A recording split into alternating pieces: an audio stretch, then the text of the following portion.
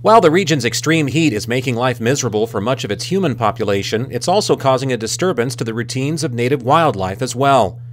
Although most wild animals are adaptable to the harsh conditions of Mother Nature, their overlap with people during such times can create a variety of safety concerns for both groups.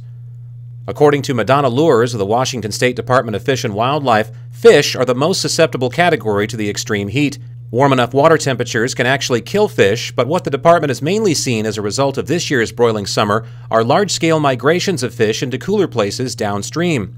This pattern has also led the department to implement several restrictions on fishing around the state due to elevated water temperatures, since the scale of these migrations can lead to an abundance of stocks in deeper waters and create the risk of overfishing. On land, water is also the driving factor behind why terrestrial wildlife alters its behavior too.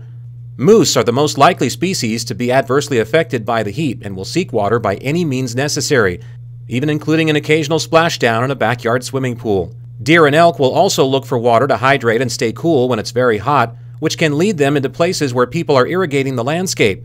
This in turn can cause predatory animals like cougars to follow them in tow, creating the potential for an encounter with humans.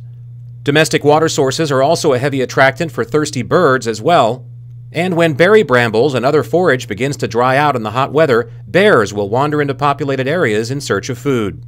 Lures says the Department of Fish and Wildlife has no protocol for direct assistance to any animals when the heat gets dialed up to extremes, but reminds us that fish are their highest priority during such occasions, and that fishing restrictions could be enforced in various locations around the state if the current hot spell pushes water temperatures too high. Reporting for iFiber One News, I'm Chris Hansen.